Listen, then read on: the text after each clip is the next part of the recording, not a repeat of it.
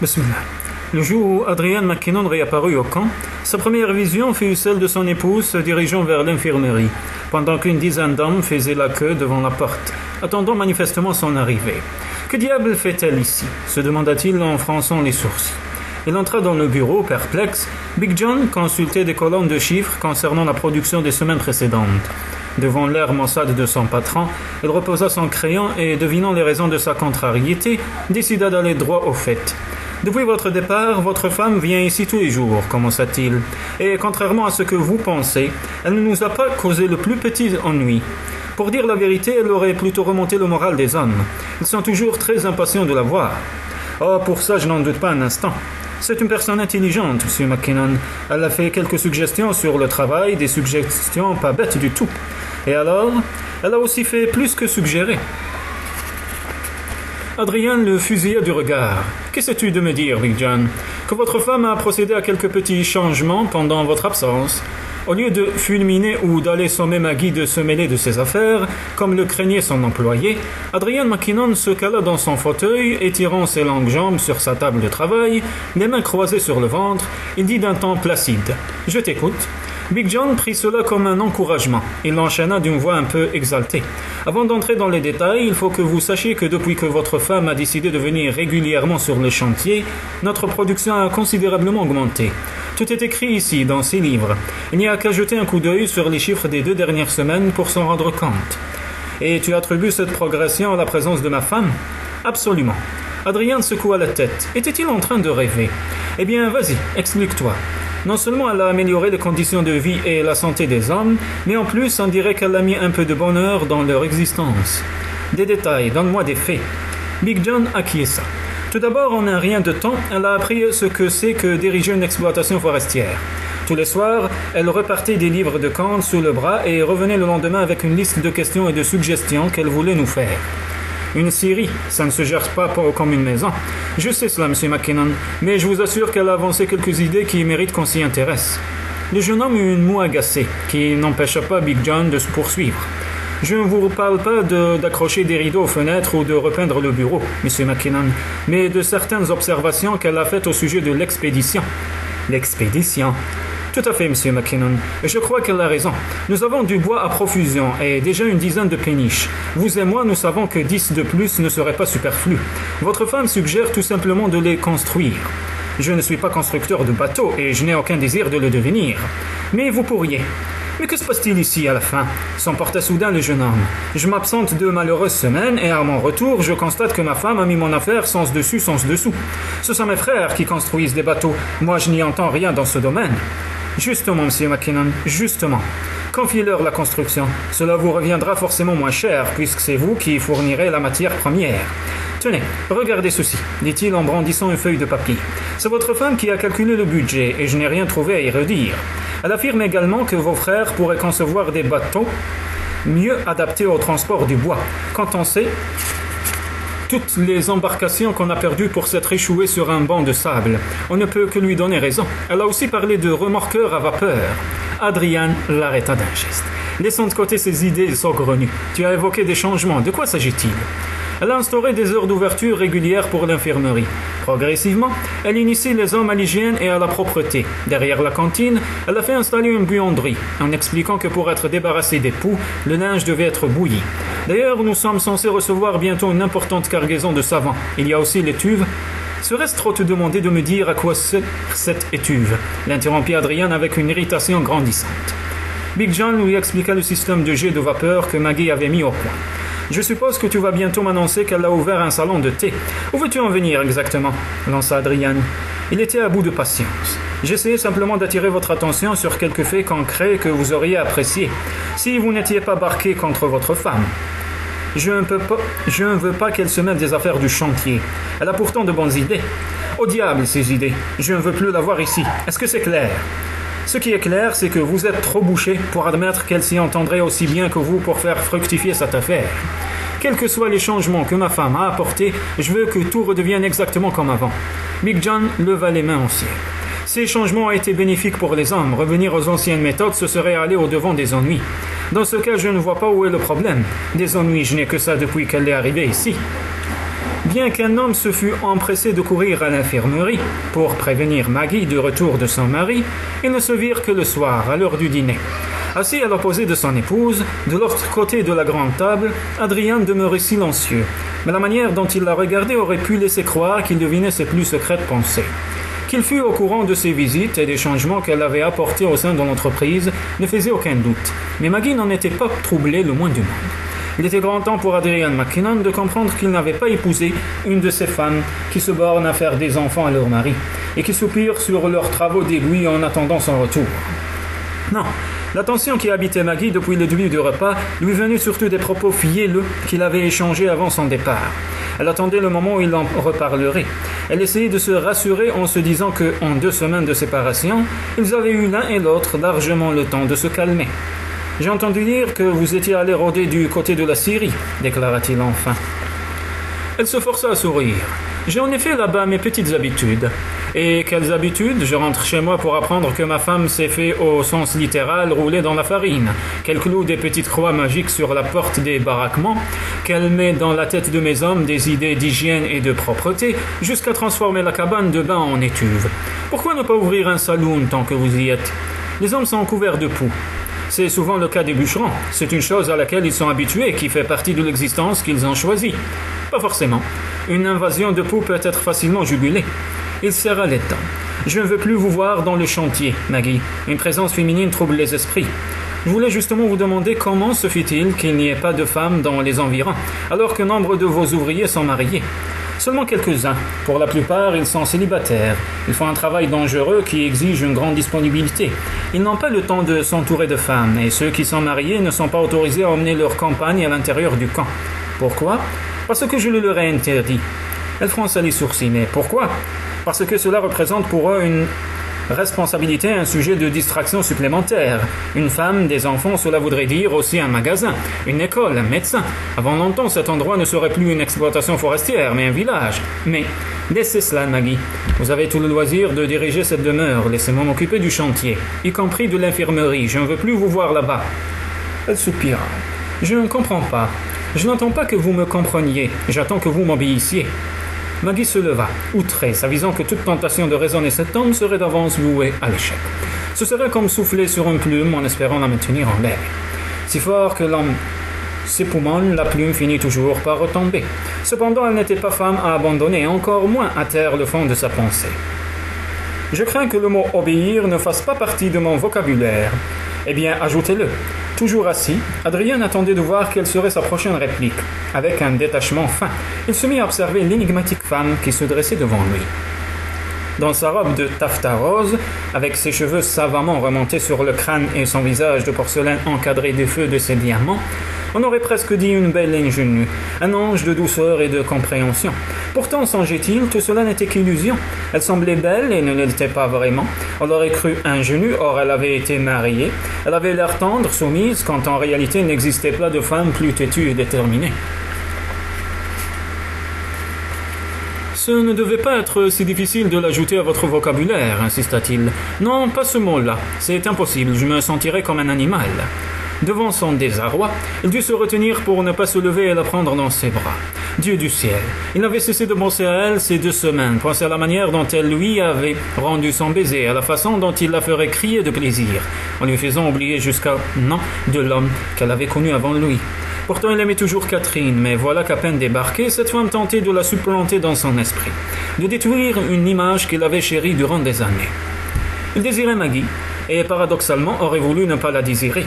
Ce n'étaient pas les raisons de la détester qui lui manquaient, et pourtant il ne pouvait se soustraire au désir qui le dévorait. « Vas-y, culbute-la, qu'on en finisse, » se dit-il amer. Il voulait la dégrader, la faire tomber de son piédestal, sauf qu'il n'y parvenait pas, car il savait au fond de son cœur que Maggie n'était pas du genre à être culbutée, mais à l'inverse, profondément, longuement, aimée, embrassée, caressée toute la nuit. Cette pensée lui fit l'effet d'un coup de fouet. Maggie, quant à elle, hésitait toujours debout. « Allons, » se disait-elle de son côté, « parle-lui de tes enfants. Inutile d'attendre si tu dois lui causer une nouvelle déception. » L'instant serait pourtant mal choisi. Il souffrait encore à l'idée qu'elle avait déjà été mariée. Laisse-lui le temps de s'y faire avant que le ciel ne lui tombe de nouveau sur la tête. Mais s'il n'en était pas aux aveux aujourd'hui, qu'en le serait-elle demain, la semaine suivante? Finalement, Adrien parut reprendre conscience de sa présence. « Asseyez-vous, dit-il en la parcourant lentement du regard. Vous savez comme moi que nous avons un certain nombre de questions auxquelles nous devrons apporter une réponse, et qu'il ne sert à rien de les remettre à plus tard. » Il la regarda prendre place sur son siège et faillit lui dire qu'il comprenait son malaise. Les propos acrimonieux échangés la veille de son départ avaient laissé des traces. Il cherchait un moyen d'aborder le sujet. « Ah non, songeait-il, rassure-la, dis-lui qu'elle n'y est pour rien, que ce n'est pas sa faute si Rost a dissimulé le fait qu'elle avait déjà eu un mari.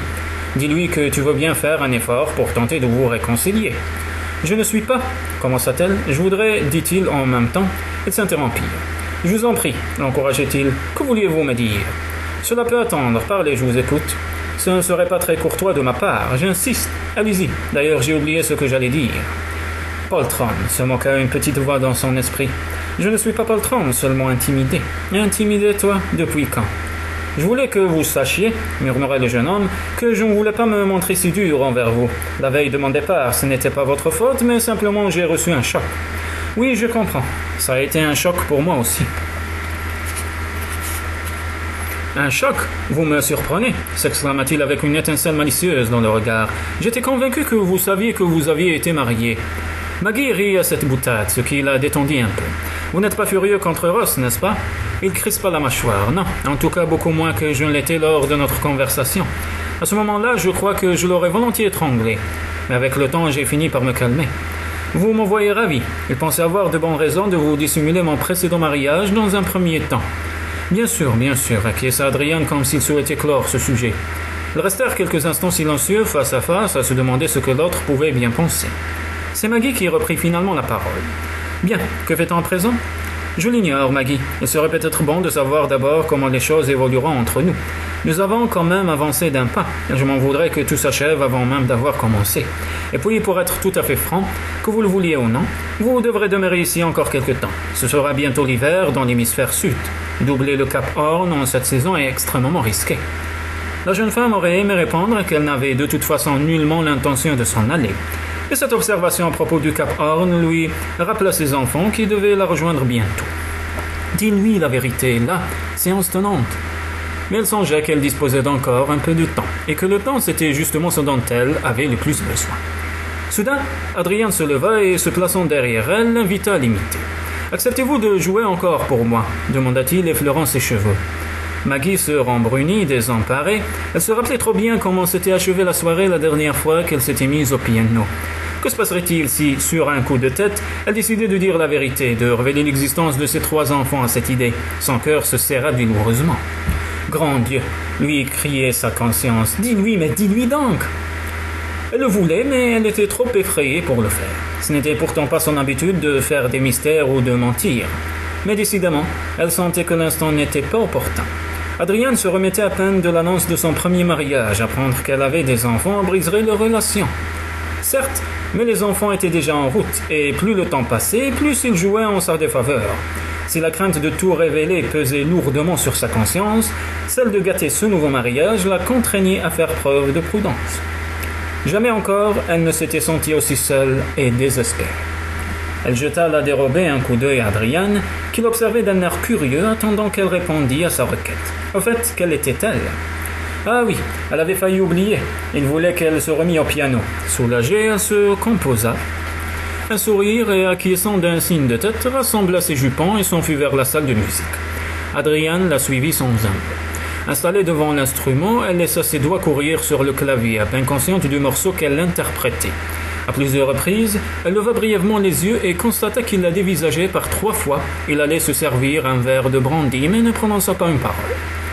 La tension se faisant de plus en plus forte, Maggie perdit contenance. Ses doigts se figèrent sur les touches, elle se leva brusquement. « Je suis désolée, dit-elle, je suis trop lasse pour continuer. » Elle lui décocha un regard suppliant, comme pour lui faire sentir le lourd secret qui la torturait, puis détourna hâtivement les yeux. « Je suis désolée, répéta-t-elle. » Elle la regarda partir en silence. Après qu'elle fut partie, il continua de fixer le tabouret sur lequel elle avait pris place, se demandant pourquoi ce qui touchait à Maggie prenait une telle intensité dans la colère comme dans le désir qu'elle éveillait chez lui. Une chose était certaine, son désir pour Catherine n'avait jamais pris une telle ampleur, et pourtant, il était convaincu de l'aimer. Ce qui le prouvait pour elle avait à voir avec la constance, la fluidité d'un lac, alors qu'avec Maggie, c'était plutôt une cascade tumultueuse, un gigantesque tourbillon, un torrent déchaîné. Or, se disait-il, quand un homme se laisse emporter, on sait comment ça finit. Et il ne pourrait survivre à une telle passion. Il en perdrait le sommeil, l'appétit, le goût de vivre, et il ne pourrait même plus travailler à force d'imaginer ce que serait une nuit avec elle. Alors, pourquoi ne pas passer tout de suite à l'action? Il se sentait totalement égaré. Ayant avalé d'un trait son brandy, il abandonna son verre sur une table basse et monta à l'étage avec l'intention de gagner directement sa chambre, se disant que passer par celle de Maggie ne servirait qu'à le torturer davantage. Sans trop savoir comment, c'est pourtant devant la porte de la jeune femme qu'il se retrouva. Il eut un geste pour frapper, puis se ravisant tourna silencieusement la poignée. Maggie était près de son lit, vêtue d'une chemise de nuit de soie crème. Adrian vit la courte pointe tirée, le drap déployé comme une invite. Il entra dans la chambre. Elle se retourna brusquement. « Je ne vous ai pas entendu frapper. » Il sursauta. « C'est que je n'y avais pas pensé. J'étais ému. » À s'entendre ainsi balbutier, le jeune homme se sentit idiot comme un collégien. « Ému » songea-t-il. « Comment peux-tu dire de telles niaiseries ? Tant qu'à faire, avoue-lui combien tu te sens stupide et maladroit en sa présence. Dis-lui aussi que tu la désires, mais que tu n'oses pas l'approcher. Vas-y, couvre-toi de ridicule, tu n'as plus qu'à ça, après. » Pour sa part, Maggie semblait tout à fait détendue, allant même jusqu'à lui sourire. « Oui, je comprends que vous soyez ému. Je le suis un peu, moi aussi. » Il voulut lui rendre son sourire, mais en fut incapable. Je suis venu parce que vous sembliez troublé en quittant la salle de musique. Peut-être serait-il bon d'en parler? Parler, c'est Ansel. Vous êtes venu dans ma chambre pour parler? Adrien enfonça les mains dans ses poches avec un vague haussement d'épaule. Ça m'a paru une bonne idée sur le moment, mais maintenant je ne suis plus certain que vous accepterez de me faire des confidences. Tais-toi, Adrien, tais-toi. Tu t'enfermes, bon sang. Tu creuses ta propre tombe. Maggie eut un court instant l'air désemparé, comme si elle s'efforçait de rassembler ses idées. Un instant trop long au goût du jeune homme, qui lança la première chose qui lui passait par la tête. « Parlez-moi de votre premier mari. »« Et que le ciel me foudroie, si j'ouvre encore la bouche, se gronda-t-il aussitôt. Elle le considéra que perplexe. « Vous voulez que je vous parle de Bruce ?»« Oui, vous pouvez tout me dire à présent. »« Je me le demande, » murmura Maggie dans sa barbe avant d'ajouter. « Que voulez-vous savoir ? Tout ce qu'il a représenté pour vous, vos sentiments envers lui et la façon dont il a trouvé la mort. » Elle observait attentivement. « Je ne crois pas que vous ayez envie d'entendre ça. Je ne le crois pas du tout. » « Qu'est-ce qui vous le fait penser ? » « Je ne sais pas, » murmura-t-elle en faisant peser son regard sur lui. « Peut-être parce que vous ne semblez pas d'humeur à la conversation. »« Et je serais d'humeur à quoi, selon vous ?» rétorqua-t-il en levant un sourcil. « À vous quereller, ou alors ?» Elle s'interrompit, sentant le feu lui monter au visage. « Ou alors quoi ? » Rien, mais je ne crois pas que le moment soit bien choisi pour en parler. Au contraire, j'ai eu 2 semaines pour y penser, et toutes ces réflexions ont soulevé un certain nombre de questions auxquelles j'aimerais que vous répondiez dès à présent. Je vois très bien où vous voulez en revenir, Adrien. Vous êtes obsédé par l'idée qu'un autre homme ait pu m'aimer, un homme avec qui j'ai connu une intimité que vous auriez souhaitée pour vous seul. Vous voudriez m'entendre dire que mon mari était un ignoble individu, que c'était un lâche et qu'il me battait, que je le détestais de toutes mes forces. Or, je ne le dirai pas, car il n'en est rien. Bruce Ramsay était l'homme le plus exquis, le mari le plus aimant qu'on puisse imaginer. C'était quelqu'un que j'admirais et nous formions un couple parfait. Sa disparition m'a presque tué. Il la fusilla du regard. Par conséquent, il n'y a pas de place pour un autre homme dans votre vie. Je n'ai rien dit de tel. Bruce est mort, j'ai fait mon deuil. Que je sois capable d'aimer encore ou pas ne dépend que de vous. C'est pourquoi si votre intention est de le supplanter dans mon cœur, sachez que vous courez à l'échec. Il y a bien des qualités que j'admire en vous, Adrien, et je sais que je pourrais vous aimer pour ce que vous êtes, si vous m'en donnez la possibilité. Mais ne pensez jamais pouvoir remplacer Bruce, n'essayez même pas. Il appartient à vous seul de vous faire une place dans mon cœur. Vous n'êtes pas Bruce, vous n'êtes pas son prolongement, ni même son remplaçant. Je vous aimerai pour 1000 raisons qui ne seront liées en aucune façon à Bruce ou à l'existence que j'ai connue avec lui. Elle se tourna vers la coiffeuse pour s'emparer d'un ruban afin d'attacher ses cheveux. Adrien était tellement embarrassé qu'il n'avait pas remarqué qu'elle avait les cheveux dénoués, des cheveux superbes, des cheveux à caresser, à prendre à pleine main. La lampe de chevet y jetait des reflets et semblait leur donner une vie propre. Ce soir, ses traits paraissaient adoucis et elle la trouva belle. Il eut envie de s'approcher, de la tenir dans ses bras, de contempler l'or de ses yeux. « Laissez-les ainsi, dit-il en la voyant glisser le ruban sur sa nuque. « Cela vous va si bien ?» Elle esquissa une moue et reposa le lacet de soie sur la coiffeuse. « Vous m'avez interrogé au sujet de Bruce, reprit-elle, et je ne suis pas certaine d'être en mesure de tout vous expliquer. C'est un chapitre de ma vie qui, pour être définitivement clos, ne subsistera pas moins dans mes pensées. Vous ne pourrez jamais vous opposer au souvenir de Bruce, pas plus que je ne le ferai pour Catherine. La seule différence entre vous et moi, c'est que je n'essaierai même pas. » Parcourant l'espace qui les séparait en deux enjambées, il alla se planter devant elle. Il posa les mains autour de sa taille et l'attira contre lui, caressant lentement les cheveux. « Je peux vous le faire oublier, souffla-t-il contre sa tempe. « Je le peux, et je le ferai. »« Vous pouvez toujours essayer, en tout cas, rétorqua-t-elle avec ce calme qui l'irritait. Il plaqua alors ses lèvres contre celles de Maggie, comme si par ce baiser il était capable de chasser de sa mémoire le souvenir de ce premier mari. « Si vous entendez consommer notre union, faites-le en moins pour de bonnes raisons, murmura-t-elle.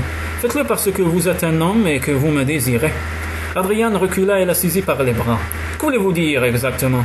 Ne cherchez pas à me prouver quoi que ce soit, Adrian. N'essayez pas de me montrer que vous êtes aussi talentueux que Bruce, ou que vous pouvez me donner plus de plaisir que lui. Pourquoi cet air furibond ? Poursuivit-elle comme il la repoussait. Est-ce à cause de ce que j'ai dit ou parce que c'est la vérité ? N'est-ce pas la vraie raison de votre venue ici ce soir ? Ou voulez-vous vous prouver que vous pouvez avoir de l'attirance pour une autre femme que Catherine, après toutes ces années ? Je vous ai déjà dit de laisser Catherine en dehors de cette histoire. Pourquoi le ferait-elle ? Serait-elle intouchable, telle une icône ? Parce qu'il ne s'est jamais rien passé entre vous ? Adrian se renfrogna. Son visage cramoisi se fit menaçant. « Je vous ai prévenu, Maggie. » La jeune femme n'était aucunement disposée à se laisser impressionner. « Prévenez autant que vous voudrez, cela n'y changera rien. Vous ne me faites pas peur, Adrian, quels que soient vos efforts. » Il tressaillit. « Persistez sur ce temps et je me chargerai de vous faire changer d'avis. » Elle secoua la tête. « Mais qu'est-ce qui vous effraie ? Me le direz-vous à la fin ? » « Il n'y a rien qui m'effraie, gronda-t-il en se rapprochant. « Voulez-vous que je vous en fasse la démonstration ? » « Quels sont les fantômes que vous essayez de chasser, Adrian ? Les miens ou les vôtres ?» Les paroles de Maggie lui firent l'effet d'un coup au cœur. Avait-elle raison ? Était-ce réellement ce qu'il tentait de faire ? Qu'avait donc cette femme pour lui faire perdre ainsi contenance ? Il soupira, passa les deux mains dans ses cheveux, indécis sur l'attitude qu'il devait adopter. Ne vous est-il jamais venu à l'esprit que peut-être, je dis bien peut-être, je vous désire seulement parce que cela fait longtemps que je n'ai pas eu de femme et que je vous trouve apte à me satisfaire ? Une fois encore, Adrien eut envie de se gifler tant ses propos semblaient puérils et blessants pour lui-même autant que pour Maggie. « Au moins vos paroles ont-elles le mérite d'être franches ?» murmura-t-elle. « D'accord. » Le cœur battant, la gorge rêche comme un caillou, le jeune homme la regarda défaire sur ruban puis faire glisser sur ses bras les bretelles de sa chemise de nuit. Les épaules ainsi dénudées, Maggie laissa retomber ses mains le long du corps, et ruisselant comme une cascade, le vêtement tomba, formant à ses pieds un nid de soie. Elle se tenait maintenant nue devant lui, à la fois humble et fière, vulnérable. Adrian sentit son cœur se serrer. En s'humiliant, elle l'humiliait aussi, et même plus encore. Pourtant, elle ne pouvait détacher les yeux de son corps. Elle était pâle comme un rayon de lune, fine et blanche, comme un narcisse. Les cheveux lui couvrant presque entièrement les seins, puis elle se détourna et alla s'allonger sur le lit. Adrian restait pétrifié comme une statue de sel.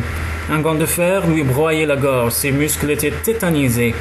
Le sang bouillonnait dans ses veines, déferlait dans son crâne comme un torrent de lave. Jamais il n'avait rien vu d'aussi beau. Jamais encore il n'avait ressenti pour une femme un tel embrasement d'essence, une semblable flambée de désir. Elle était étendue, sereine et froide.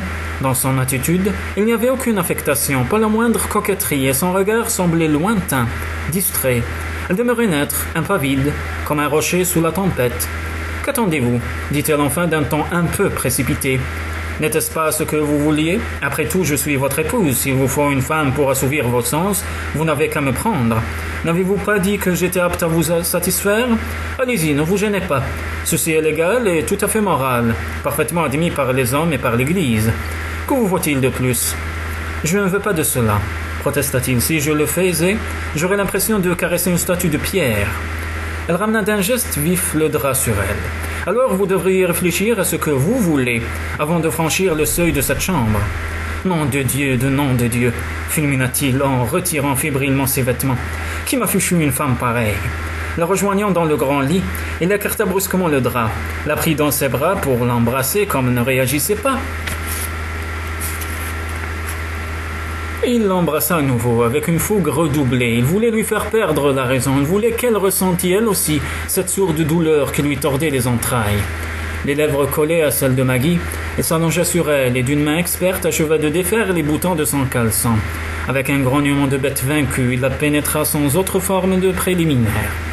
S'il s'étonna de l'impression de tiédeur et de paix qu'il éprouva, cela ne dura qu'un court instant, car cela faisait longtemps qu'il ne se contrôlait plus, que les pulsions de son corps avaient pris le pas sur ses pensées.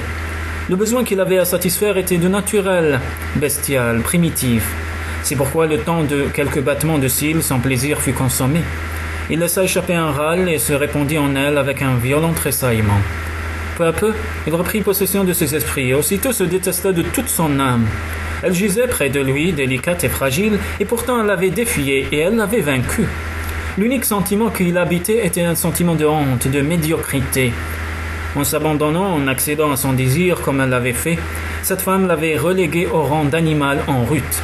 Il haïssait l'acte qu'elle avait poussé à commettre. Cependant, comme s'il existait encore un espoir de se racheter, il ne pouvait se résoudre à la quitter. Il demeura à son côté, silencieux, attendant désespérément le mot, le geste tendre, qui le sauverait du désespoir et de l'humiliation. Mais hélas, Maggie se cantonnait dans son immobilité, même en tendant l'oreille, il ne l'entendait pas respirer. La catin la plus blasée n'aurait pas fait preuve de plus d'indifférence, se dit-il rageusement. Ravalant un jurant, il eut un geste pour se lever. « Non, souffla-t-elle alors en se serrant contre lui. « Ne partez pas. Revenez en moi, je vous en prie. » C'était elle qui l'embrassait à présent. Le jeune homme ferma les yeux soulagé. « Mais cette fois, aimez-moi vraiment, ajouta-t-elle, et pour l'amour du ciel, laissez Bruce et Catherine au passé. »